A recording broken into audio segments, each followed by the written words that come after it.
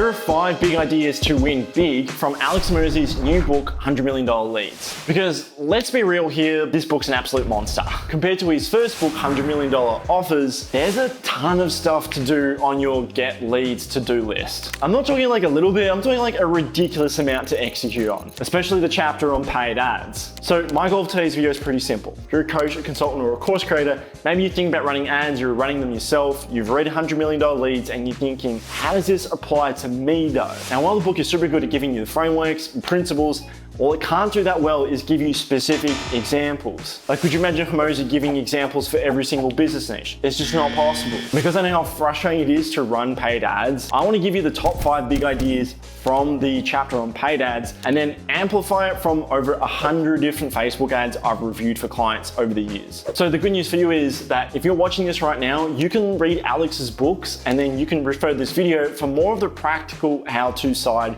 that the book couldn't get into. So let's get into the first big idea that $100 million leads covers, specifically for paid ads. Number 1 is that targeting is going to be the most annoying but most rewarding problem you solve. So after listening to the audiobook, going through the course on his website, it was really clear that Alex made this super clear, and that it doesn't matter how good your offer is, it's going to fall on deaf ears unless your targeting is bang on. You need to show it to the right people, and his recommendation are lookalike audiences. And lookalike audiences are a list of emails who are pretty much clones of your existing customers or future dream customers. And what they do is they help an advertising platform mimic who they show your ad to. And the reason why you want to use lookalike audiences is because you skip past all the bullcrap of having to go through interests and everything else. Like, you've already found the ideal person. While it might cost you a lot of time to build this list, it's going to save you a bunch of money in the long term. And I think the reason why Alex said this is the most annoying but most rewarding problem to solve in paid ads is because, look, the answer isn't so straightforward when it comes to targeting. Like, you're gonna hit dead ends. And even some of his suggestions of, say, like scraping lists, there's a problem with that too. Let's just say you go to a Facebook group and you're targeting people who are interested in YouTube ads. So you're gonna get a bunch of people who are qualified, who have money, who are looking to do it. You're also gonna have a lot of beginners who just wanna go in there and leech clients. Like, there's gonna be this weird mixture of everyone. Personally, for like say my offers where I'm selling more expensive stuff, I wanna find a lookalike audience with people who have deep pockets. So this is just what's worked well for me personally, is that I like to look at building a lookalike audience over the long term. So one strategy I love to deploy is just going slow. So every time I see an ad from someone who could be a potential client, I'll go through their funnel and I'll add them to my swipe file. And this is even one of the crucial steps that Hormozi talks about. Don't be someone who skips ads. Always be starting looking at what's working right now. The cool thing is you can create a 2-for-1. So you can study ads, but then you can also collect the emails and add them to your swipe file. It might not be 1 week or 2 weeks or even a month, but over 3 years, I've compiled a list of hundreds of the right ideal people inside of one email address. And should I want to run a lookalike audience, I've got it ready to go. And on top of that, it's building every single time I see an ad. Obviously, this strategy doesn't work for every single business, but this is just what's worked for me. Now, the other strategy that's worked super well, and you absolutely need this if you want paid ads to work, is the second big idea. And that is, you need to be testing so much more than you think you need to be testing. So this is a legendary copywriter back in like 60s and 50s by the name of David Ogilvy. And he basically said, you've spent 80 cents of your dollar after someone has read your headline, which basically means everything counts on the headline because you need to get people to stick. So the hook matters, not just a little bit, like it is the make or break of the ad. The reality is, like, your ad could be amazing, but if the hook sucks, then no one's gonna see it. And if you're not really used to writing ads, like, this can be a really harsh, confronting truth. I remember when I was coaching one of my clients about all their ads. I've reviewed over 100 ads in the process. A massive pattern I kept seeing was people getting upset after their second or third ad bombed. And they would come to me being like, Jules, the ad didn't work. Then I would ask them, okay, well, how many ads have you run? And they would say, maybe 1 or 2. Like 1 or 2, like, what? We should be testing like 20, 30 different variations here. You've tested 2 and you say it's not working. I obviously tone that back. I would say, like, okay, did you go to the ad writing framework? Did you follow the 10 daily frustration steps I showed you to speed things up with Chat GPT? No? Okay, maybe go back and do that and come back to me. And this was the single biggest reason why some people had amazing success, because they did test 5, 10, 15, 20 angles from the get-go, and they didn't have to run into this problem feeling like it was personal. And in $100 million leads, Alex also shared this same philosophy when it comes to testing. In fact, his recommendation was write 10 body copies of the actual ad, then minimum run 30 hooks. So for quick math, that's 300 variations of an ad, 300. And he clearly lays it out. There's 3 phases of scaling ads. First, you gotta track money. Second, you gotta lose the money. And third, you print the money. And the reason why in step 2, why he's got 30 hooks, 10 body copy is because we're just gonna see what needs to work. Like, we don't actually know the answer here. Fact is, like 90% of the ads just gonna fall on its face, but all we need is just like 1 or 2 that are just gonna absolutely hit the moon. And coming up with the different variations is probably the most technical part of the book.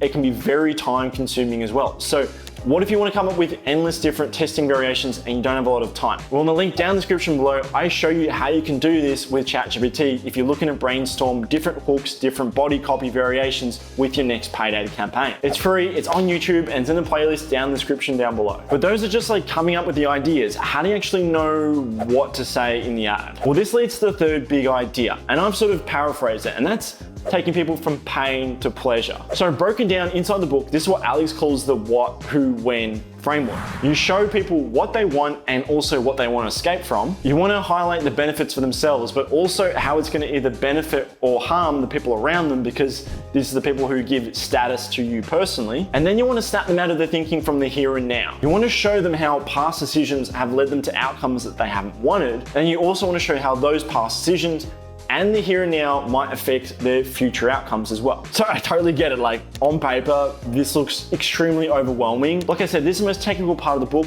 Ads is not an easy skill to learn. So here's how I break it down even further for clients, which amplifies Alex's what, who, when framework. I want to make it so simple so you don't get analysis paralysis, all right? I want you to think about ads as like taking someone from pain to pleasure. So Jules, how does that actually translate into what goes in the copy? Well, you can simply break it down into different steps. First, you want to bring up the problem, and this is the pain. And then you want to agitate the problem. We're still in the pain. Then you want to discount other solutions, like things they've tried before. This is still in the pain. Then you want to present a solution, and this is from pain, and this is the next part, to pleasure. Using this simple framework of what goes in it is how one of my clients hit 600 leads in a month just from following this. Then by following Alex's framework, what, who, when, you'll never run out of ideas because you'll know exactly different buttons to press. And we can have some fun with this as well. Like, take a look at this pattern interrupt I wrote for the client, the one I just showed you before, that got that massive result. It covers a lot of what Hormozi talks about. It covers the dream, the risk, the problem, the slow speed, and of course the nightmare, unless they execute this one thing right. And if you remember, the second big idea of the book is that 80 cents of your dollar is spent on the headline. Well, what I found is that using curiosity and going negative in the headline is a really good testing option. But Jules, how do you know what to write in the rest of the ad? Remember how step 1 is to bring up the problem? But then we want to agitate the problem. And this is where I've seen a lot of beginners just pretty much insult the reader. Insulting people is not really agitating them. It's like kicking them in the nuts. So instead, to agitate people's problem, you want to use empathy rather than kicking them in the nuts. Because let's face it, like, you've just met them in the newsfeed, their guard is up. You start throwing punches like, oh, you're broke and you're a disgrace, and like, they're just not gonna listen to you, yeah? So if you can use empathy and then you can focus on the who, like what Hormozi talks about, then you know what to write in the middle of your ad. So here's an example. So the who section in this ad here is someone who eventually wants to leave their work so they can start their own beverage brand. The other who is the status of having a great drink that people really like. And to make this section readable and people want to consume the rest, it doesn't really insult the reader. Can you see what I'm doing here? It's conversational, it feels like a one-on-one chat, and it uses some magic lines to remove the blame, like perhaps you're, and it also reaffirms how they feel when I've used something like, it's overwhelming for sure, right? Now to finish off the ad and make people want to click on the ad, you want to use the when framework. And remember, the when framework is contrasting how past decisions have led to where they are right now, and also painting a pleasing picture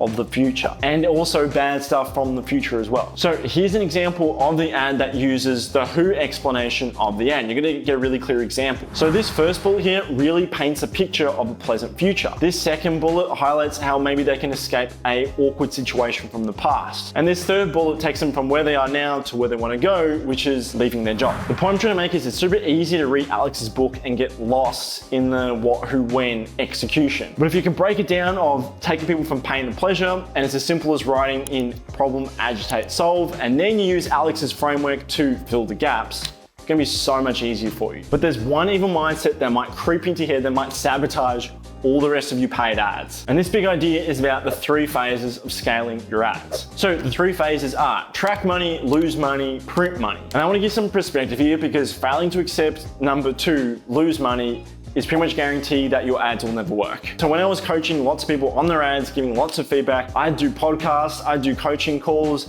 I'd do inspirational stories of, hey, every time you get an ad that doesn't work, it's one step closer to figuring out what not to do. And then I would focus on like, hey, every time you run an ad and you focus on what not to say, it's gonna save you so much time in the long run because you're not using the wrong marketing message. And I'll tell you what, the people who stopped on like ad 3 or 4 because they said, I wanna waste money, versus the people who viewed it as a test, man, it was just night and day between those 2 types of people. And just like how Alex talks about in the book, it's not whether advertising works or not, it's just how much it works. So if you've got a great offer, you got lots of proof, you know your customers inside out, and you follow these frameworks, it's not a matter of if or not it's gonna work, it's just like how many more tests you're gonna keep running to figure out what works. And in order to get to this point, losing money is just part of the process, you know, because we're just testing to see what doesn't work. So here's a little tip I can give you to get past this hurdle. Give yourself a budget you don't have any emotional attachment losing. And let's just say it's $1,000. Like,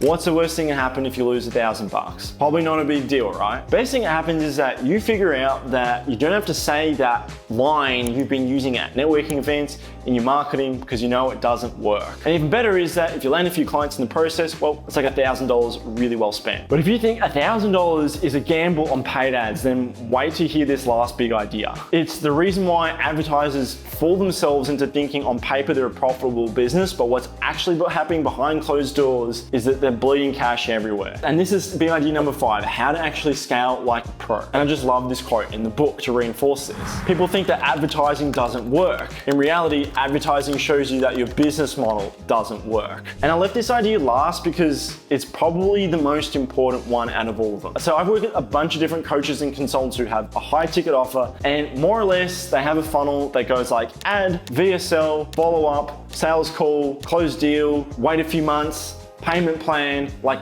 it's a long sales cycle. So when someone becomes a lead versus they actually give them all the money that they promised, it's a long time. So cash flow, I've noticed with these clients, became a real big issue. On paper, they have like really good revenue, but cash collected and money coming in, man, they're always short. And that's the thing, like with business, it's not so black and white. Like people stuff up, people make mistakes, setters might not do their job, a salesperson might not follow up with the people who they think they should have, a coach didn't quite fulfill something and someone got angry and they want a refund. Like there's people who are gonna stuff up. And what happens is that this trickles in back to the business owner. So the question you might be thinking is, well, how would Hormozi fix this problem? Well, what Hormozi would definitely do is go fix the product, because the product is the most important thing. That's so important. But the first thing he would look at is, how do we lower the CAC, or the cost to acquire a customer? And here's a reality, like most people just don't split test enough. Like cost to acquire a customer means you're always trying to optimize everything. The ad headline, the VSL headline,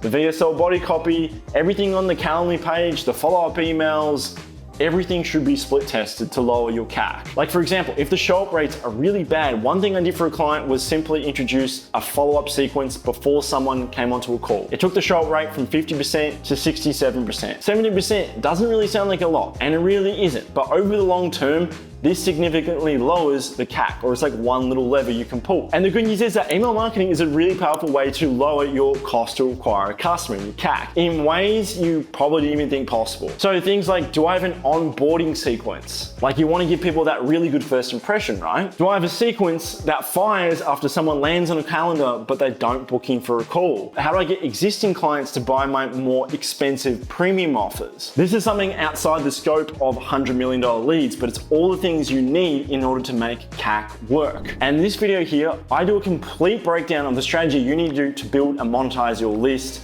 in 2023, and it's a perfect companion to $100 million leads.